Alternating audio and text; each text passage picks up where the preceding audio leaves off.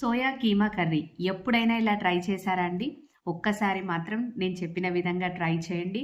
Mutton keema కన్నా అద్దిరిపోతుంది taste. Veg వాళ్ళ కోసము ఎప్పుడైనా నాన్ వెజ్ తినొద్దు అని అనుకున్నప్పుడు ఇది ద బెస్ట్ ఆప్షన్ అండి. చపాతీలోకి, పూరీలోకి, అన్నిట్లోకి, రైస్‌లోకి, బగారా రైస్ దేనికైనా సూపర్ అంటే సూపర్ కాంబినేషన్. మరి ఒకసారి మీరు ట్రై చేయండి. లేట్ చేయకుండా మనం రెసిపీలోకి వెళ్ళిపోదాము. చూస్తున్నారు గదా! ఎంత టెంప్టింగ్‌గా ఉందో కర్రీ. హ్మ్. ముందుగా ఇక్కడ నేను 1 కప్పు మిల్ మేకర్ తీసుకున్నాను. సోయా చంక్స్ అని కూడా అంటారండి. వీటిని వేడి వేడి నీళ్ళల్లో వేసి ఒక్క 5 నిమిషాలు అలా ఉంచేసేద్దాము. సో అవి మంచిగా ఇవి అయిపోతాయి. కాస్త సాఫ్ట్‌గా అయిపోతే ఒక 5 మినిట్స్ ఉంచేసుకొని కాస్త ఒక 5 నిమిషాలు అయిపోయాక వీటిని నీళ్ళని తీసేసి కాస్త చల్ల వాటర్ పోసేసామనుకోండి ఇంకా ఎక్కువ మెత్తపడకుండా ఉంటాయి. ఆ తర్వాత మనం వడగట్టుకుందాము. ఇది వడగట్టాక చల్లగా అయిపోయాక మనం మిక్సీ చేసుకోవాలి. సో కీమా లాగా చిన్న చిన్నగా అయిపోతుంది. ఓకేనా అండి? ఒక 5 మినిట్స్ అయిపోయాక నేను ఆ వేడి వాటర్ అన్నిటిని తీసేసి కాస్త చల్ల నీళ్ళు పోసాను. ఇప్పుడు వీటిని గట్టిగా పిండేసుకోవాలి. వాటర్ అంతా ఎక్స్ట్రా వాటర్ అంతా గట్టిగా స్క్వీజ్ చేసేసేయండి. మొత్తం పిండేసుకొని ఇంకో దాంట్లోకి తీసేసుకుందాము. ఇలా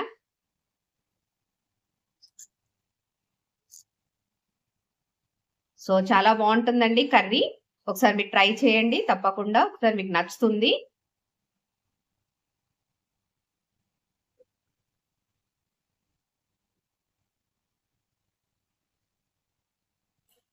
ఇప్పుడు వీటిని మంచిగా మిక్సీ పట్టేసుకుందాము. అప్పుడు కీమా లాగా చిన్న చిన్నగా అయిపోతాయి. ఇలా మిక్సీ పట్టేసుకొని పక్కకు పెట్టుకోవాలి. ముందుగా మనకు కావాల్సినవి ఒక 2 పెద్ద ఉల్లిగడ్డలండి. నేను చిన్నగా కట్ చేశాను. అలాగే ఒక పెద్ద టమాటా, ఇది కూడా కాస్త చిన్నగానే కట్ చేశాను. కొత్తిమీర కొంచెం, హోల్ గరం మసాలా, ఓకేనండి. ఒక బిర్యానీ ఆకు, 3 లవంగాలు, 3 యాలకులు, అలాగే ఒక చిన్న చెక్క, 1 ఇంచ్ అలా చెక్క. ఓకేనా అండి? మరి రెసిపీలోకి వెళ్ళిపోదాం. ఇక చేసేసుకొని ఒక 3 టేబుల్ స్పూన్ల ఆయిల్ యాడ్ చేసుకోవాలి.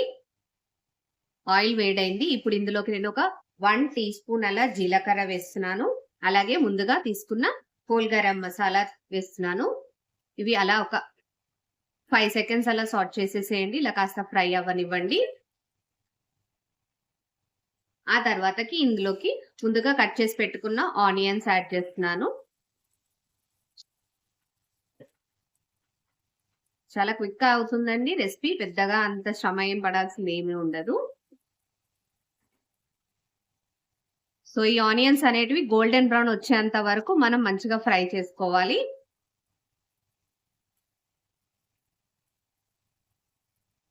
చూడండి మన ఆనియన్స్ కలర్ చేంజ్ అవుతున్నాయి. ఈ టైంలో ఒక 1 టీ స్పూన్ అలా జింజర్ గార్లిక్ పేస్ట్ వేయాలి.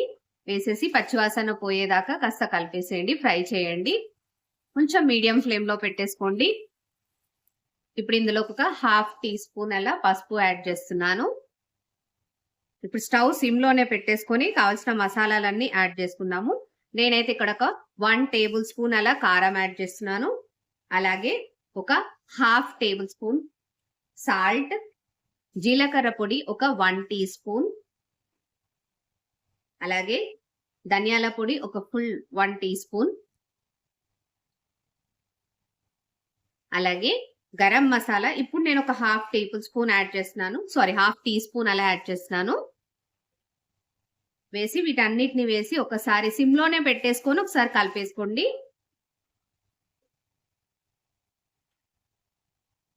ఇలా కలిపేసుకున్నాక దీన్ని ఒక 2 నిమిషాలు అలా సిమ్ లోనే కాస్త కుక్ చేసుకోండి. మసాలాలన్నీ మంచిగా కుక్ అయిపోవాలి.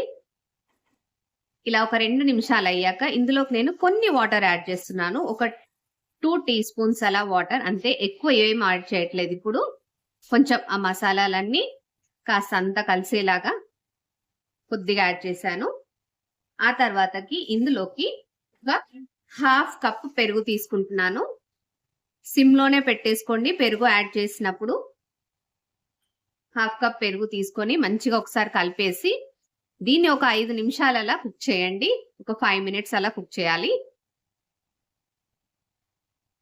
చూడండి ఆయిల్ సైడ్ కి రావడం స్టార్ట్ అయింది. ఈ స్టేజ్ లో మనం ఆల్రెడీ కట్ చేసి పెట్టుకున్న టమాటాలను యాడ్ చేసుకోవాలి. మీరు టమాటా పేస్ట్ చేసి వేసుకున్నా సరిపోతుంది, ఏం కాదు. లేదు ఇలా చిన్న చిన్నగా పీసెస్ కట్ చేసుకున్నా సరిపోతుంది.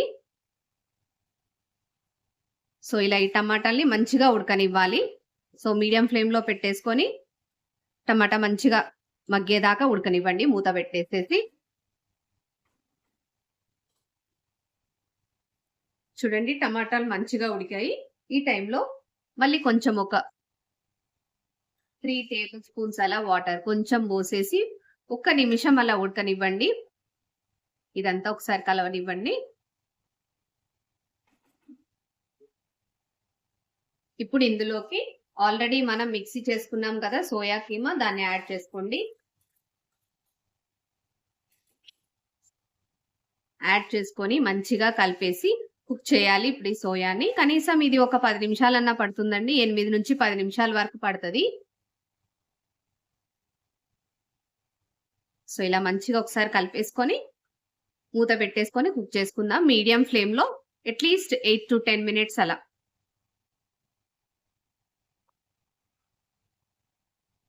ఒక 8 మినిట్స్ అయ్యాక ఇందులోకి నేను ఒక 1 టీ స్పూన్ అలా కసూరి మేతి యాడ్ చేస్తున్నానండి. చాలా బాగుంటుంది ఫ్లేవర్. అలాగే కొంచెం కొత్తిమీర, ఒక 1/2 టీ స్పూన్ గరం మసాలా వేసి కలిపేసుకొని ఇది 1 నిమిషం అలా ఫ్రై అవ్వనివ్వండి ఇదంతా. ఇప్పుడు మీరు దీన్ని ఇలాగే సర్వ్ చేసుకోవచ్చు. లేదు అంటే కాస్త గ్రేవీగా కావాలంటే మాత్రం మీకు గ్రేవీకి మీకు ఎలా నచ్చితే ఎంత కన్సిస్టెన్సీ వరకు అంటే అంతవరకు మీరు వాటర్ యాడ్ చేసుకోవచ్చు. వాటర్ యాడ్ చేసుకొని ఒక 2 నిమిషాలు అలా కుక్ చేసుకోవాలి. నేనైతే ఇక్కడ ఒక 1.5 గ్లాసెస్ అలా వాటర్ యాడ్ చేసుకున్నానండి. నాకు ఇలా ఉంది కన్సిస్టెన్సీ.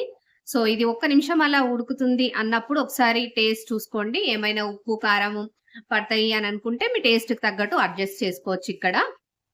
సో ఇది ఒక 2 మినిట్స్ అలా కుక్ అవ్వనివ్వండి.